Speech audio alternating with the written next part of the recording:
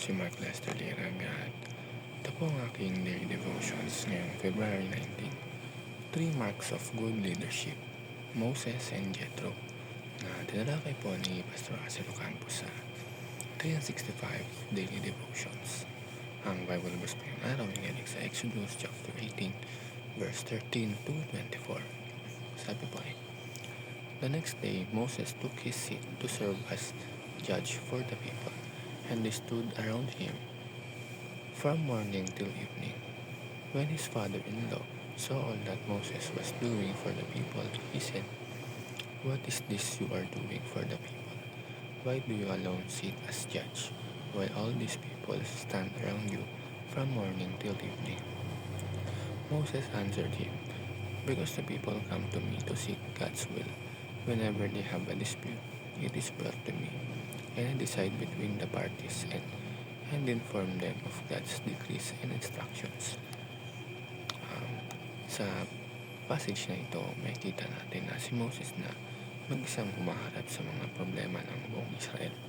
Mula sa umaga hanggang gabi, siya ang judge. Siya lang ang decision maker, siya lang ang takuhan ng lahat. Napansin ito ni Jethro at sinabi niya sa kanya ang isang napakahalagang bagay. At makikita natin ito sa Exodus chapter 18 verse 17 to 18. Nothing that thou doest is not good. Thou wilt surely wear away. But thou and this people that is it with thee, for this thing is too heavy for thee, thou art not able to perform it thyself alone. Mula rito, makikita natin ang tatlong marka ng mabuting leadership. Ang una ay leadership that decentralizes power. Hindi healthy ang leadership na lahat ng authority ay nasa isang tao lang.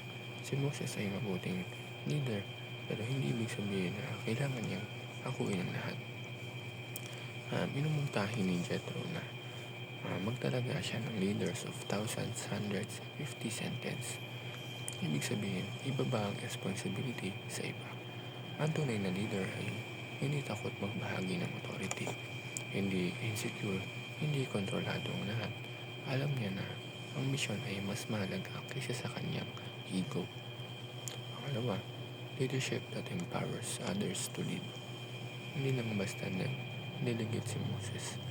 Pinili niya ang mga taong may kakayahan at karakter at binigyan sila ng pagkakataong mamuno.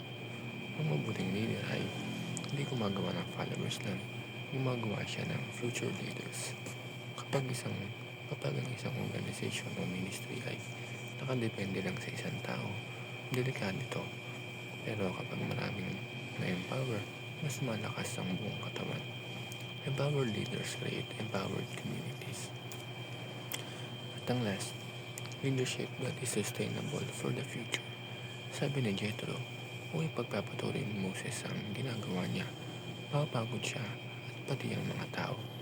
Good leadership is not just effective, it is sustainable. Minsan akala natin, pagiging spiritual ang pagiging sobrang busy. Pero kung hindi ito sustainable, mo ito sa burnout. Ang plano ng Diyos ay hindi ka mauubos. Ang plano niya ay magtagal ka. Ang leadership na mula sa Diyos ay may wisdom, may structure, at may long-term vision. Yun lamang.